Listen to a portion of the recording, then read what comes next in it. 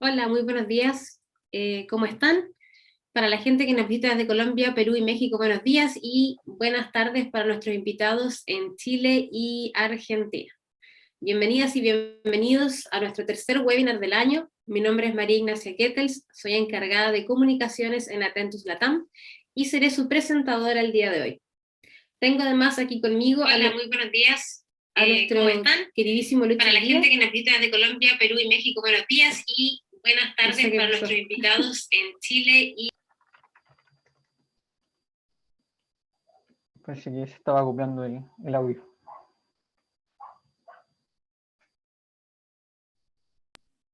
Ahora sí, no sé si se escuchó todo repetido. No sé por qué pasó eso. Bueno, como les estaba diciendo, mi nombre es María Ignacia Kettel, soy encargada de comunicaciones en Atentus Latam y tengo aquí conmigo a nuestro queridísimo Luis Chandía, jefe de automatización e integración en Atentus. Él nos contará un poco sobre las pruebas de estrés, los beneficios de estas y cómo lograr con ellas entregarle una mejor experiencia a sus clientes en sus canales digitales. Les pido por favor que si tienen alguna pregunta o comentario lo escriban en el chat al costado derecho de sus pantallas y al final de la sesión Luis se encargará de responder todas estas. Ahora, en honor al tiempo, veo que tenemos bastantes conectados. Los dejo con él, así que muchísimas gracias, Luis. Todo tuyo. Gracias por la presentación, María Ignacia. Bueno, me presento, mi nombre es Luis Chandía, como mencionó María Ignacia, soy jefe del área de automatización e integración en Atentus, y además también, cierto, soy el líder técnico de lo que son el departamento de pruebas de estrés, ¿ya? Actualmente yo tengo más o menos 5 años de experiencia, cierto, en Atentus, que llevamos implementando y haciendo diferentes tipos de pruebas de estrés a diferentes clientes. Así que este webinar, el objetivo es mostrar un poco cómo funciona la metodología de Atentus y en qué consisten en fondo las pruebas de estrés. Bien, sin más preámbulo, entonces comencemos. Bien, como todos bien saben, desde el año pasado llevamos más o menos más de un año, ¿cierto?, en pandemia a nivel mundial, ¿cierto? Un hecho que cambió diversos paradigmas, ¿cierto?, y la vida cotidiana que teníamos nosotros. Y eso repercutió en varias áreas, ¿cierto?, en la forma de vida de diferentes tipos, ¿cierto?, y de todas las personas, ¿ya? Pero aquí tenemos que destacar un punto súper importante, es que si no fuera gracias a las TIC, ¿cierto?, las tecnologías de la información, nos permitieron mantener muchos aspectos de la vida diaria cotidiana, ¿ya? Y básicamente, el año que recién pasó, ¿cierto?, el 2020, va a ser recordado como el año que cambió la trayectoria del comercio electrónico, las clases online, la telemedicina y el teletrabajo, ¿ya? El acceso a la tecnología nos permitió, ¿cierto?, paliar de cierta manera el encierro, las cuarentenas que todos tuvimos que adoptar debido a la crisis sanitaria que estamos viviendo a nivel mundial, ¿ya? Si no fuera por el acceso a la tecnología, estaríamos de cierta manera incomunicados y no podríamos estar llevando a cabo algunas tareas cotidianas, ¿cierto?, que hacíamos en el día a día antes de la pandemia.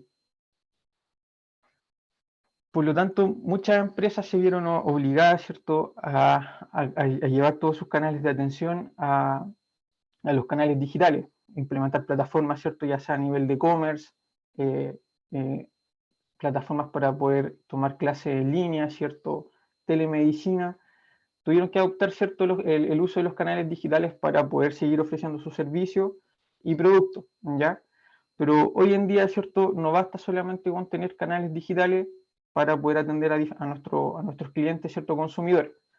Aparte de tener yo un canal digital, también tengo que asegurar, ¿cierto?, que mi canal digital tiene, en este caso, un buen performance, un buen rendimiento, y eso básicamente es a que los usuarios cada vez son más exigentes, ¿ya? Los usuarios actualmente, la generación, los millennials, ¿cierto?, queremos todo al instante, estamos comunicados, ¿cierto?, y no aceptamos los errores o las fallas, ¿cierto?, de las plataformas. O sea, si queremos comprar un producto y la plataforma se demora mucho tiempo, ¿cierto?, no es amigable para el usuario, ¿qué es lo que hace? Me voy a otra página o a la competencia básicamente y busco los mismos productos, ¿cierto?, y lo compro en el lugar que me sea más rápido para mí, ¿ya? Por eso acá un punto súper importante es que si yo tengo un canal digital, no basta solamente con tener como canal digital como de atención a mi usuario y mis clientes, sino que también tengo que asegurar, ¿cierto?, que mi canal sea fácil de usar, sea rápido, ¿cierto?, que no tenga falla. Eso es como la principal consideraciones, ¿cierto?, al momento de que yo quiero migrar todos mis canales de atención a lo que son las plataformas online o de Internet. Y como bien les decía, ¿cierto?, tenemos que garantizar que las plataformas sean estables, veloces y fáciles de usar. Pero aquí viene un punto súper importante: ¿cómo yo aseguro o cómo yo valido, ¿cierto?, que mi canal digital que estoy implementando o que voy a implementar cumple con todas estas condiciones principales, ¿ya? Y cómo yo puedo asegurar que mi canal digital está en óptimas condiciones, ¿cierto?, para aceptar o para tener un alto tráfico de usuarios. ¿Y cómo lo podemos hacer eso? ¿Cómo lo podemos validar? Mediante la realización de pruebas de carga y pruebas de estrés, ¿ya? Ese es como típico meme del cómo lo supo.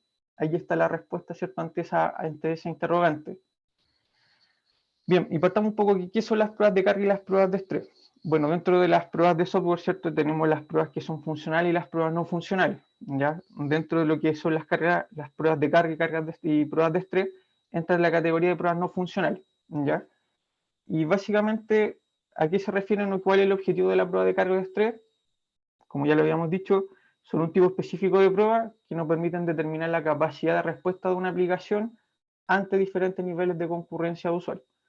En el fondo, lo que nosotros hacemos con una prueba de carga y estrés es simular, ¿cierto?, un alto flujo de usuarios que estén haciendo uso de una aplicación, ya sea una aplicación web o una aplicación móvil, ¿ya? Actualmente, de acuerdo a las estadísticas, ¿cierto?, que se manejan, el uso de las aplicaciones móviles es mucho mayor que el uso de las aplicaciones web, ¿ya? Y eso es básicamente porque el teléfono hoy día nos ha dado la autonomía, ¿cierto?, de poder hacer con el teléfono desde estar conectado a ciertas redes sociales, comunicación, no sé, a través de WhatsApp, por ejemplo, compra en línea, pago de servicios. Actualmente todo lo estamos llevando a los dispositivos móviles, ¿ya? Por lo tanto, las pruebas de estrés a mí me permiten validar, ¿cierto?, que tanto una aplicación web como una app están en óptimas condiciones para enfrentar escenarios de alta concurrencia de usuarios. ¿Y qué podemos determinar con una prueba de estrés? Básicamente podemos medir, ¿cierto?, la disponibilidad de una aplicación, o sea, que a medida que yo tengo una alta concurrencia de usuarios, ¿qué tal es la disponibilidad? O sea, si es que la plataforma responde de óptima manera, ¿cierto?, ante este alto flujo de usuarios, o sea, que no se grabe, por ejemplo, que se pueda renderizar todo el contenido, que la respuesta esperada ante una acción sea la esperada. Después tenemos lo que es el rendimiento, que quiere decir que los tiempos de respuesta, ¿cierto?, ante una acción que yo esté realizando y esté interactuando con la aplicación, por ejemplo, pinchar un botón, que al momento que yo envío un formulario, por ejemplo, que hago la acción de un login, que la página me responda en un tiempo aceptable, ¿ya? Eso también lo podemos evaluar a través de las pruebas de carga y pruebas de estrés. Y además también de eso lo que es la capacidad. O sea, si es que la infraestructura donde yo tengo alojada mi aplicación da abasto, ¿cierto?, para tener un escenario de alta concurrencia de usuarios. Esos son como los 3 puntos importantes que a mí me permiten determinar a través de una prueba de carga o una prueba de estrés. Bien, ¿y cuándo es recomendable hacer este tipo de pruebas?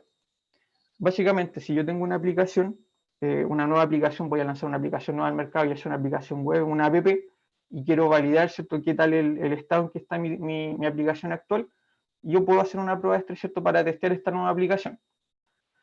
En el caso que tengo una aplicación y quiera hacer un nuevo release, ¿cierto?, quiera hacer algún refactoring o voy a sacar una nueva versión con alguna nueva funcionalidad y ver qué tal el rendimiento y el performance que tiene esta nueva funcionalidad, también es recomendable hacer una prueba de estrés o pruebas de carga. Y en caso que yo quiera, por ejemplo, que hoy en día está muy en boga o es como súper cotidiano hoy en día que muchas empresas se están migrando, ¿cierto?, a estas soluciones de la nube, o sea, están migrándose, no sé, a la nube de AWS, a la nube de Microsoft, ¿cierto? Y quieren probar qué tal el rendimiento en la nube versus el rendimiento que tenían, por ejemplo, no sé, con una plataforma que estaba on-prime, ¿cierto?, en un data center o en las dependencias propias del cliente o de una empresa, por ejemplo.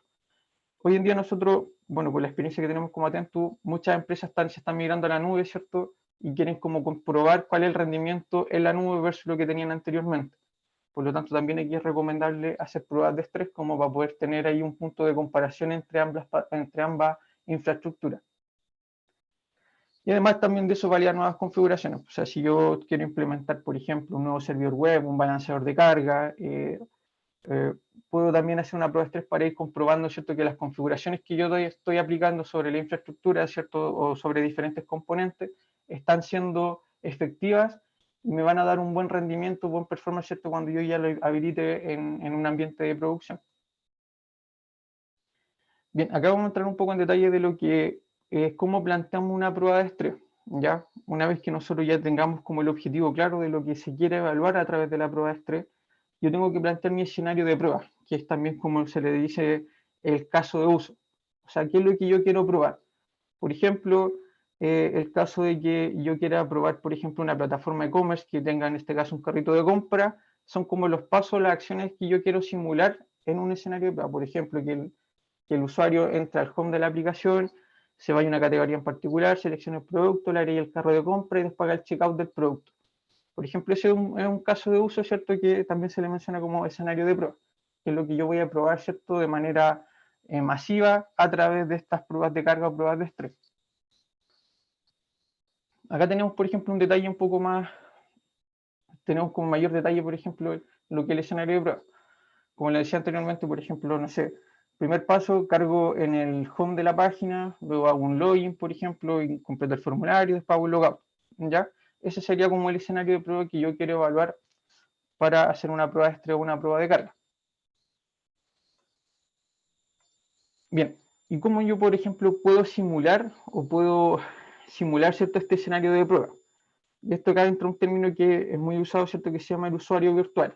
Que en el fondo el usuario virtual es como una abstracción, ¿cierto?, de un usuario real, pero que si se simula a través de un software, ¿ya? Yo a través de un software puedo simular siendo un usuario, ¿cierto?, que está navegando con una página web e ir haciendo las acciones de ir seleccionando categorías al azar, por ejemplo, pinchar un producto, ver el detalle, desplazarme a través de los menús. Eso sería lo que es un usuario virtual. Actualmente hay dos tipos de usuarios virtuales. Tenemos los usuarios basados en protocolos.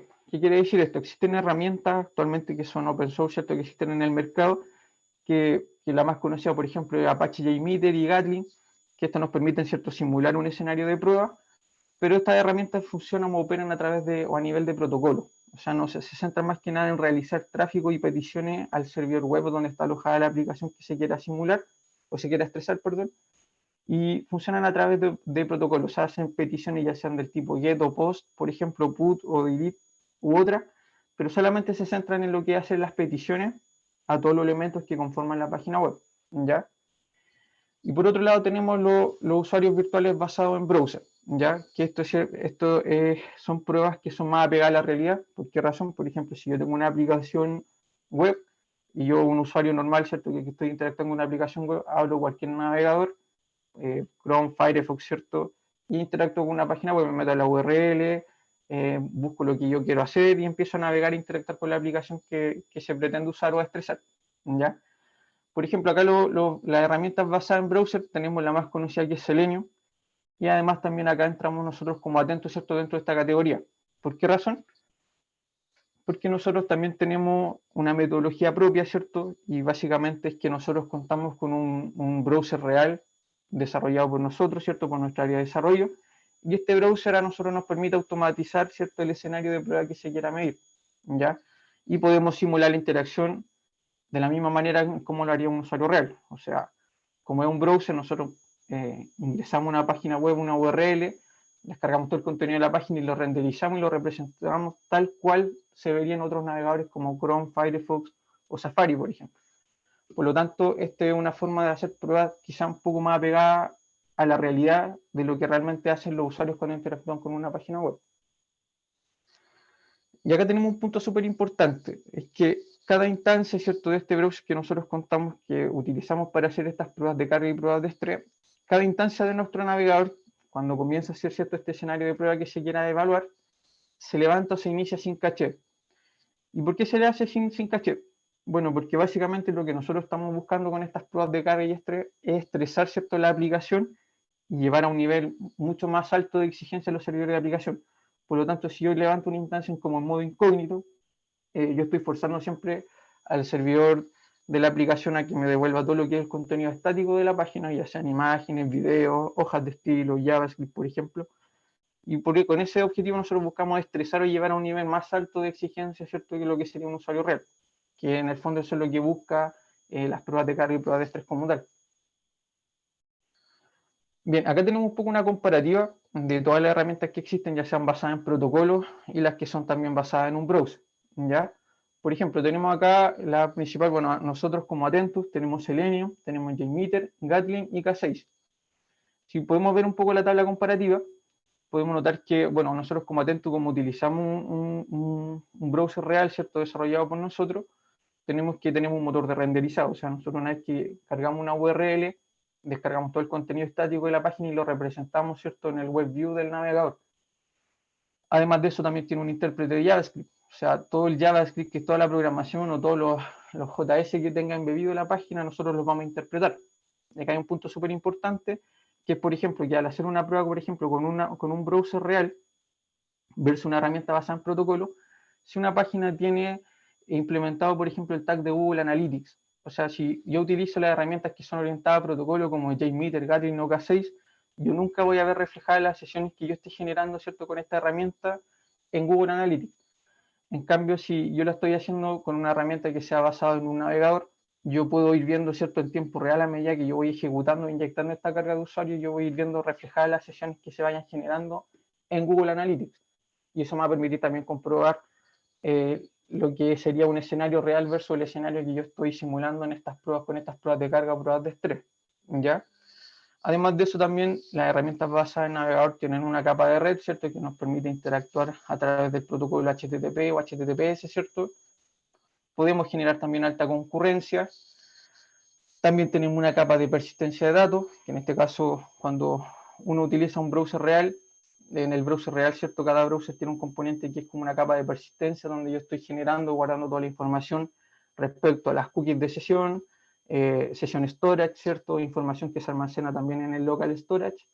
Y además de eso, también como yo renderizo todo el contenido, puedo también capturar screenshots de los errores y además de eso guardar todo el source de la página, o sea, todo lo que se me descargó ante una acción, toda la información que se transmitió entre nuestro browser y el servidor de aplicación, yo también lo puedo guardar como evidencia de log. O sea, en caso de que detecte algún problema, algún error, yo descargo y puedo almacenar todo eso para después, en este caso, poder analizar en mayor detalle cada uno de los logs que detecte o que capture. Y además de eso también podemos excluir elementos, que nos permite excluir elementos, por ejemplo, si actualmente hay muchas páginas que tienen diversos trackers, que son como para medir el comportamiento de un usuario, ya sea, no sé, Google Tag Manager, por ejemplo, u otras herramientas que se utilizan, yo puedo excluir eso porque si yo quiero hacer una prueba, quizá no tiene mucho sentido que yo quiera expresar los componentes externos de una página web, ¿cierto? Porque va a estar condicionado a los tiempos de respuesta de dónde está alojada ese componente en sí, ¿ya? Eso es como la grande característica o las grandes diferencias, ¿cierto?, que son o que hay entre lo que son una aplicación web basada en un browser y las que son basadas en un protocolo. Si bien es cierto, con la herramienta basada en protocolo yo puedo generar alta concurrencia, quizás puedo simular un escenario igual de alta concurrencia a usuarios y hacer peticiones, pero yo no tengo una representación gráfica, ¿cierto?, o un renderizado de cómo se le ve la página, o qué error se presentó en el momento, o qué componente estuvo fallando, ¿cierto?, a medida que yo estoy haciendo una prueba de carga o prueba de estrés. Acá tenemos un poco como los beneficios o cuáles son los bonus tracks, ¿cierto?, que tiene cada uno de las herramientas basadas en browser. Como les mencionaba, nos permiten ver cómo se representan las páginas web, cómo se renderiza, cómo se muestran los componentes, ya sean imágenes, video, si es que hay algún Ajax, ¿cierto?, por ahí que esté haciendo peticiones cada un cierto intervalo de tiempo. Eso yo lo puedo representar, ¿cierto?, y lo puedo ver a través de una herramienta basada en un browser. Cómo se maneja la sesión del usuario, cómo se genera la persistencia de los datos, como les mencionaba, a nivel de cookies de sesión, o en este caso a través de local storage o session storage, por ejemplo. Y además también de eso puedo evaluar la calidad de experiencia del usuario, o sea, cuánto el tiempo que se demora en renderizar la aplicación o responder ante una acción que yo estoy realizando. Por ejemplo, al momento que yo doy clic en un botón, cuánto el tiempo se demora en procesar esa petición que yo le hago al servidor cuando yo hago en este caso, esta acción. Aquí entramos a otro término que es súper importante, que es que nosotros lo utilizamos siempre cuando hacemos pruebas de estrés, que es el término de los usuarios concurrentes. Bueno, ¿y qué se refiere a lo que es el término usuarios concurrentes? Y es básicamente la cantidad de usuarios que ingresan a una web al mismo instante. O sea, por ejemplo, acá tenemos la representación que a las 23:59 están ingresando 4 usuarios al mismo tiempo hacia una aplicación web y están empezando a interactuar con ella. Eso hablamos de concurrencia, Cuando hablamos de concurrencia quiere decir que al mismo tiempo X usuarios, por ejemplo, están haciendo una determinada acción. Y en este caso, para efecto de las pruebas, es como la simulación de esos usuarios que comienzan a interactuar con una aplicación web. Puntos de carga. Bueno, nosotros como Attentus tenemos diferentes metodologías como para poder generar estos test de carga o pruebas de estrés. Y básicamente una vez que nosotros hacemos una prueba de estrés podemos simular o inyectar el tráfico, ¿cierto?, de esta simulación masiva de usuarios desde diferentes puntos. Lo podemos hacer desde diferentes VPS a lo largo de todo el mundo, ¿cierto? Podemos hacerlo también desde los principales ISP en cada uno de los países donde nosotros operamos. Y además también de eso utilizamos la nube de AWS, ¿cierto?, para inyectar tráfico directamente desde la nube. Y eso netamente va a depender de la prueba que se quiere implementar, ¿cierto?, y las características de la aplicación que vamos a estresar. Modalidades de ejecución de la prueba. Nosotros como Attentus tenemos 3 metodologías que son como las más estándar y las más utilizadas, ¿cierto?, en lo que son la implementación de estas pruebas de carga y pruebas de estrés. Tenemos la primera, que es la carga discrecional. ¿Y a qué se refiere la carga discrecional? Básicamente quiere decir que yo inyecto carga, por ejemplo, inyecto una carga durante un periodo de 10 minutos. Y durante esos 10 minutos, al momento que yo doy clic, ¿cierto?, inyecto la carga, como estamos hablando de usuarios concurrentes, al mismo tiempo, ¿cierto?, se levantan estas instancias de nuestro browser que comienzan a hacer este flujo de navegación, y luego de los 10 minutos se termina la carga, ¿cierto? Damos un tiempo de receso para revisar un poco los resultados, para ver qué tal fueron los resultados obtenidos, y una vez que tengamos ese análisis, continuamos con la próxima carga de manera incremental. O sea, que quiere decir que la primera yo parto con una concurrencia de 200, la segunda de 400, hasta alcanzar, dependiendo, ¿cierto?, la proyección de la cantidad máxima de usuarios que se espera que pueda llegar a soportar dicha aplicación que queramos estresar. Luego de eso tenemos la carga incremental. La carga incremental es una carga que dura más de 10 minutos en comparación a la anterior. Puede ser, por ejemplo, una carga que dure 1 hora, donde yo parto, ¿cierto?, al momento que inyecto la carga con una cantidad X de usuarios, y cada ciertos minutos o ciertos segundos puedo ir inyectando más usuarios, ¿ya? Por ejemplo, acá la representación que tenemos es que cada 5 minutos yo le voy inyectando 50 usuarios. De tal manera que llegamos a un punto, por ejemplo, a los 30 minutos con la cantidad máxima, que serían acá 350, y después durante los 30 minutos restantes esos 350 se mantienen constantes hasta que se cumple la hora y se da por terminada la carga, ¿ya? Y por último tenemos lo que es la carga constante. La carga constante básicamente yo no tengo como una rampa, ¿cierto?, que vaya inyectando cada cierto tiempo una X cantidad de usuarios, sino que al momento que yo comienzo con la carga, parto con una cantidad determinada de usuarios. Por ejemplo, de acuerdo a la representación que tenemos acá, son 500 usuarios, y esos 500 usuarios se mantienen constantes, ya sea por 1 hora, 2 horas, 3 horas, va a depender netamente de los requerimientos, ¿cierto?, que tenga el cliente y de lo que se quiera probar y cuál sea el objetivo de la prueba, ¿ya? Este en el fondo sería como una prueba de estabilidad. O sea, ver qué tanto el performance de una aplicación, ¿cierto?, ante un uso constante y prolongado de usuarios, ¿cierto?, que estén interactuando con, ya sea con la aplicación web o la aplicación móvil. Bien, veamos acá un poco un caso práctico de cómo realmente, cuál es la herramienta que nosotros utilizamos, ¿cierto?, cómo hacemos las pruebas de estrés, ¿ya? Por ejemplo, acá tenemos, en este caso, si podemos ver un poco la pantalla y seguir un poco el cursor del mouse, tenemos, ¿cierto?, la representación de nuestro robot, nuestro browser, ¿cierto?, nuestro desarrollado por nosotros, al cual nosotros le llamamos AdBrowser. Y por ejemplo, acá tenemos una URL, ¿cierto?, una aplicación que nosotros levantamos de prueba, y lo que hace, en este caso nuestro robot, carga la URL principal, se registra y nuevamente se loguea. Por ejemplo, acá el video ya mostró la secuencia de acciones que estaba haciendo. Vamos a ver si lo podemos ver de nuevo. Sí, ahí se ve un poco rápido, ¿cierto?, cómo hace la interacción. Como nosotros, como les mencionaba, es un browser real, ¿cierto? Nosotros descargamos todo el HTML y renderizamos todo el contenido de la página, ¿ya? Por lo tanto, es una representación real, ¿cierto?, o igual a lo que yo realmente podría esperar, ¿cierto?, lo que yo realmente puedo ver si lo hago con otro browser como Firefox o Chrome, por ejemplo. Bien, cuando nosotros hacemos una prueba de estrés, por ejemplo, en este caso, como estábamos estresando una aplicación que hicimos nosotros, el caso de prueba, ¿cierto?, era que yo cargo el home, me registro y luego, una vez que me registro, hago el logout, ¿ya? Antes de hacer una prueba de estrés, una vez que ya tengo como automatizado, ¿cierto?, este flujo de navegación que yo quiero probar, tengo que tener como una línea base. ¿Y cuál es el objetivo de la línea base? es tener como los datos en cuanto a los tiempos de respuesta de la aplicación, ¿cierto?, ante el uso o la concurrencia de un solo usuario. Por ejemplo, acá yo creo con un usuario hice la simulación de un usuario y estos fueron los tiempos de respuesta que yo obtuve, ¿cierto?, al realizar esta prueba con un solo usuario que esté probando el flujo de navegación. ¿Ya? Podemos observar que los tiempos de respuesta son inferiores a un segundo o a 0,5 segundos, inferiores a 0,5 segundos, lo cual es un tiempo más que aceptable, ¿cierto? Porque de acuerdo al estándar, un tiempo de respuesta aceptable no debiese superar más allá de los 5 segundos. Pero, por ejemplo, acá tenemos después otra prueba que realizamos, donde hicimos diferentes pruebas con diferentes niveles de concurrencia.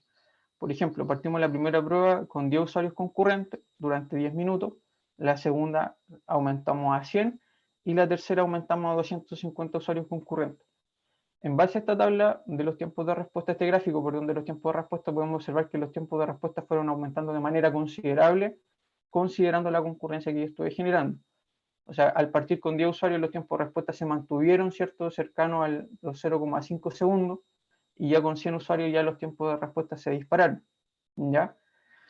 Pero acá tenemos los tiempos promedio. No siempre es bueno basarse en los tiempos promedio. ¿Por qué razón? Porque si yo tengo un tiempo alto y otro bajo, ahí quizá me va a afectar, ¿cierto?, la percepción o me va a alterar el resultado. Por lo cual nosotros siempre recomendamos basarnos, ¿cierto?, en el percentil 95, ya que esta es una medida de dispersión que me permite determinar en qué el universo de los datos que yo obtuve, cercano a qué valor se encuentra. Y por ejemplo, podemos ver acá basado en el percentil 95, es que yo con los 10 usuarios, ¿cierto?, los tiempos se mantuvieron bajo los 0,5 segundos. Ya con 100 usuarios notamos que hubo un leve aumento, ¿cierto?, versus la carga anterior de 10 usuarios, pero podemos notar que para el paso o la acción registro, cuando el usuario se registró, los tiempos de respuesta se concentraron cercano a los 3 segundos, ¿ya? 3,7 segundos. Ya, por ejemplo, en la tercera carga, que fueron con 250 usuarios, podemos notar que ya hubo un aumento considerable, ¿cierto?, en lo que fue el paso home, registro y lo que fue en el logout, ¿ya? Que esto es netamente un efecto de la concurrencia que yo estoy inyectando. Consideremos que esta tercera carga fue de 250 usuarios, ¿ya? Esto lo podemos determinar a través de las pruebas de carga y pruebas de estrés. Cómo se van degradando los tiempos de respuesta, ¿cierto?, a medida que yo aumento la concurrencia de usuarios. Y en base a esto, ¿cierto?, a estas pruebas de carga y pruebas de estrés, yo puedo determinar el punto de inflexión de la aplicación. Por ejemplo, acá tenemos una representación, ¿cierto?, de los flujos exitosos versus los flujos fallidos, ¿ya? En verde tenemos todo lo que fueron los flujos exitosos y en rojo los flujos fallidos. Podemos notar que en la primera carga, ¿cierto?, con 10 usuarios, yo no tuve flujos fallidos, o sea, todos fueron exitosos. Ya después la segunda carga, podemos apreciar que con 100 usuarios yo tuve 4.734 flujos realizados durante los 10 minutos que duró esta carga. Y ya en la tercera carga, si se fijan, yo desde una concurrencia de 100 a 250 puedo observar que la cantidad de flujos realizados, flujo exitoso, disminuyó en comparación a la carga anterior. Y esto básicamente fue a consecuencia del aumento de los tiempos de respuesta. O sea, si la aplicación hubiese soportado una concurrencia mayor a 100 usuarios, yo acá hubiese duplicado o triplicado, ¿cierto?, la cantidad de flujos realizados. Pero en este caso no fue así. Y eso fue a consecuencia de que aumentaron los tiempos de respuesta, ¿ya? Por lo tanto, podemos apreciar que bajé de 4.734 en la carga anterior, bajé a 2.614 flujos exitosos, y además también tuve un alza desde 0 a 383 flujos fallidos. Por lo tanto, si yo hubiese hecho una cuarta carga, probablemente a lo mejor de 500 usuarios, el punto de los flujos fallidos, ¿cierto?, hubiese sobrepasado a los puntos exitosos. Por lo tanto, yo ya puedo determinar que el punto de quiebre de mi aplicación se empieza a provocar sobre los 100 usuarios concurrentes, ¿ya? Esto es lo que me permite las pruebas de carga y pruebas de estrés. Cómo se van degradando los tiempos de respuesta y cómo también se va degradando la disponibilidad de la aplicación. Bien, acá ahora tenemos un gráfico que me detalla la disponibilidad por paso. La disponibilidad por paso, ¿cierto?, es considerando los pasos que conforman este escenario de pruebas que yo estoy evaluando, que en este caso son 3 pasos, que cargo el home, realizo el registro y posteriormente realizo el logout. Y acá puedo ir viendo los estados, ¿cierto?, que fue obteniendo nuestro robot al momento de que estaba haciendo este flujo de navegación o todo este flujo de navegación con los diferentes niveles de concurrencia de usuario.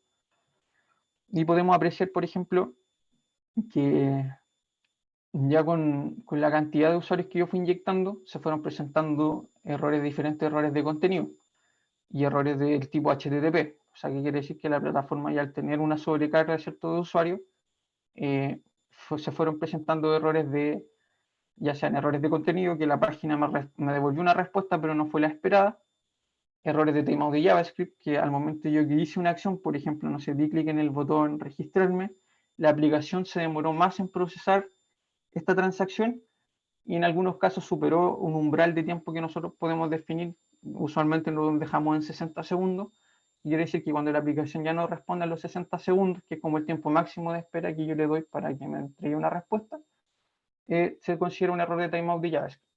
Y ya después tenemos los errores del tipo HTTP, o sea, HTTP 502 y HTTP 504, que esos son netamente errores del servidor, y estos errores se presentan básicamente por la alta carga que yo estoy generando, que esta fue para la carga de 250 usuarios, que es donde se presentaron la mayor cantidad de errores, ¿ya? Bien, acá en este caso, como les mencionaba, tenemos la representación de nuestro robot, y en este caso acá el robot quiso hacer la acción de registrarse, dar clic en el botón registrarse, y no obtuvo respuesta por el servidor, y el servidor le devolvió una respuesta 504, un error de timeout. Acá tenemos, por ejemplo, un error de JavaScript, que quiere decir que lo que le había mencionado anteriormente es que el usuario ingresó todos sus datos, por ejemplo, el usuario, el mail, su password, apretó las condiciones de término, ¿cierto? Dio clic en registro, y en este caso el servidor se demoró más de 60 segundos, que era el tiempo máximo que nosotros estábamos esperando que el servidor respondiera, y por lo tanto es considerado un error de timeout de JavaScript. O sea, ante la acción de JavaScript, donde yo di clic en el botón, no obtuve una respuesta esperada dentro del umbral de tiempo máximo que debía esperar. Bien, acá tenemos un punto súper importante, que es lo que es la visibilidad del backend. Nosotros, además de las pruebas de estrés que realizamos, ¿cierto?, con nuestra herramienta, con nuestro browser propio, nos complementamos con otra herramienta, ¿cierto?, que es una APM, que en este caso la APM se llama New Relic, que es una solución americana, y este APM a nosotros, ¿qué nos permite? Al momento que nosotros estamos generando, ¿cierto?, todas estas cargas de estrés, a nosotros nos permite ir viendo todos los componentes a la interna, o sea, todo lo que está ocurriendo en el backend, como el performance del servidor de aplicación, como el consumo de recursos, por ejemplo, CPU, RAM, disco duro, tráfico de red, y además también de eso podemos ir viendo los componentes a nivel de capas, por ejemplo, la capa de la base de datos, la capa, no sé, del lenguaje de programación en el cual esté desarrollada la aplicación que se esté expresando. Esto nos permite tener como una visión en 360 grados, o sea, ver el completo, ver todo cómo se está comportando, ¿cierto?, estos escenarios que estamos simulando de alta concurrencia de usuarios. Por ejemplo, a través de la APM de New Relic, si es que la aplicación tiene diferentes servidores de aplicación o más de un servidor de aplicación, ¿cierto?, podemos ir viendo cuáles son la cantidad de los tiempos de respuesta, ¿cierto?, de cada uno de los servidores de aplicación, de acuerdo a los diferentes niveles de concurrencia que se estén inyectando, se estén simulando. Podemos detectar también cuáles son las transacciones más lentas, o sea, si es que la aplicación, como les mencionaba, o sea, dependiendo de la forma en que esté desarrollada, a nivel de capa nosotros podemos ir viendo qué componentes, ¿cierto?, son los que están presentando un mayor tiempo de respuesta, y de esta manera los podemos aislar, y después en este caso tenemos quizá un plus para poder ayudar, ¿cierto?, a los desarrolladores en ver dónde pueden partir, ¿cierto?, corrigiendo, o qué cosas pueden optimizar para que el performance de la aplicación sea mucho mejor. Bien, acá entramos en un punto importante. ¿Y por qué es necesario hacer las pruebas de estrés? Básicamente, si usualmente, ¿cierto?, cuando se está en ambientes de desarrollo, las pruebas o las aplicaciones se prueban con pruebas unitarias, ¿ya? Lo cual no siempre es suficiente. ¿Por qué razón? Porque a través de las pruebas unitarias yo no puedo generar, ¿cierto?, un escenario de alta concurrencia de usuario, por lo tanto no voy a saber cuál es la capacidad máxima de atención que va a tener esta aplicación que yo quiero lanzar, por ejemplo, a producción.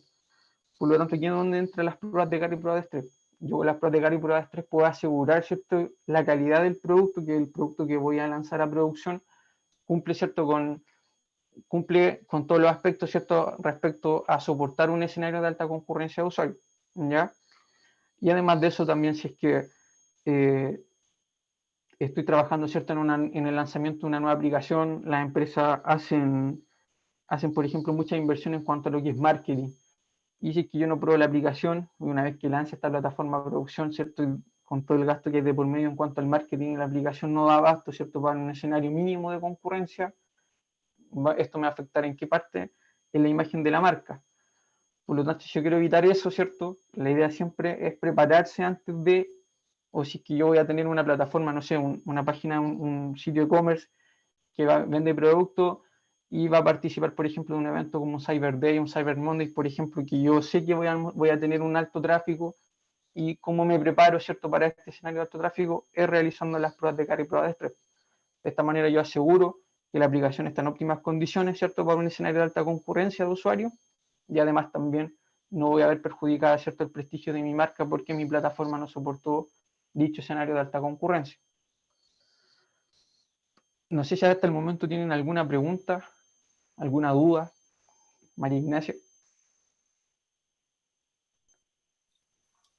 Sí, Luis, hay varias preguntas que te las voy a leer para que las puedas responder. A ¿Ya? ver, Perfecto. aquí la primera pregunta es, ¿los usuarios incógnitos se comportan de la misma forma que un usuario real? No, no se comportan de la misma manera que el usuario real. ¿Por qué razón? Por ejemplo, si yo soy un usuario que, por ejemplo, me gusta comprar todos los días o, no sé, al menos una vez a la semana, ¿cierto?, en una página determinada de retail, por ejemplo.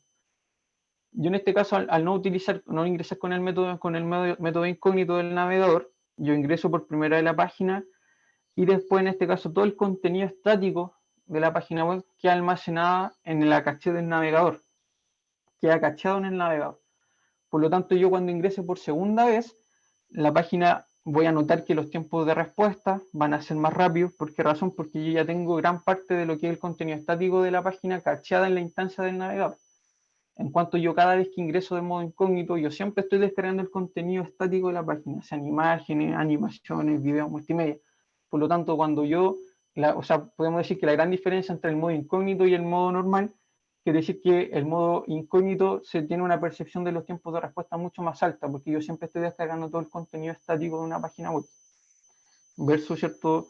Si lo estoy haciendo con caché, yo después solamente voy descargando el contenido que va cambiando, pero todo lo que son imágenes, CSS y JavaScript se va a mantener en la caché del navegador, por lo tanto los tiempos de respuesta van a ser inferiores.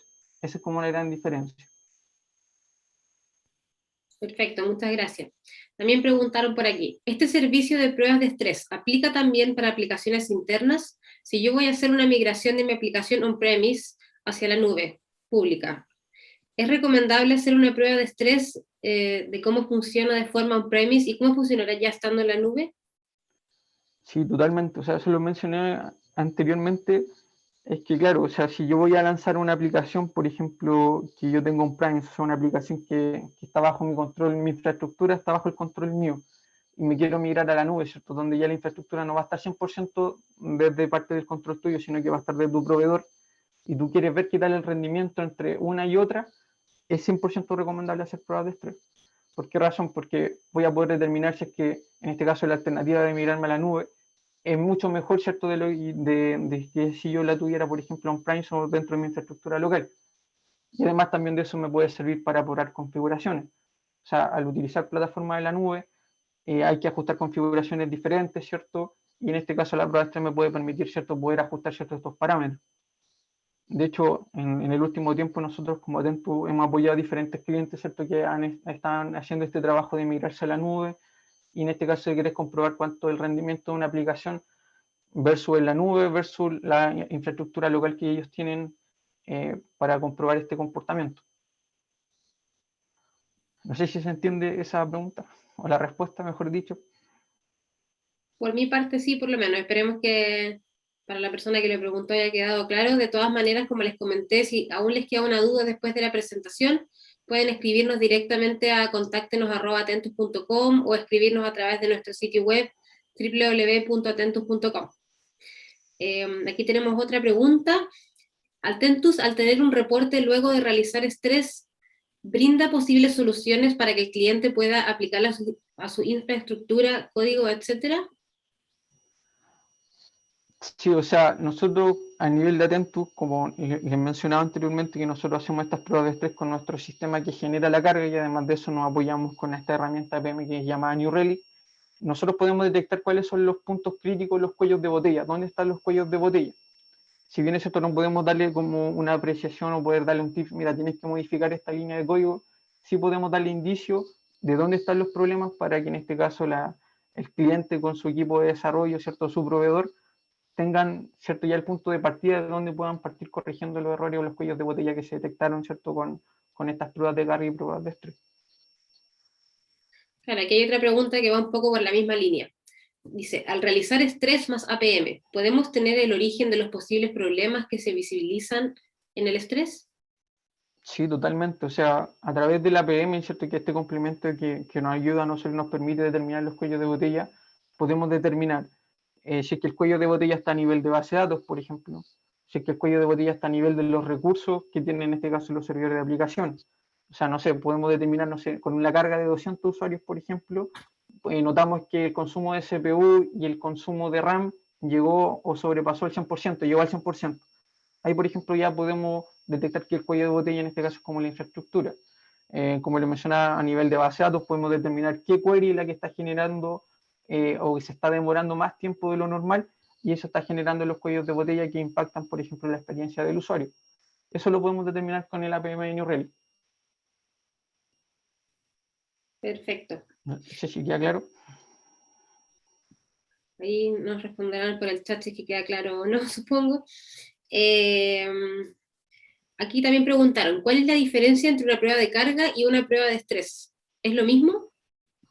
No, o sea, buscan objetivos diferentes básicamente. La prueba de carga lo que busca es que yo pueda, en este caso, analizar el comportamiento, revisar el comportamiento de una aplicación ante una concurrencia esperada de usuario.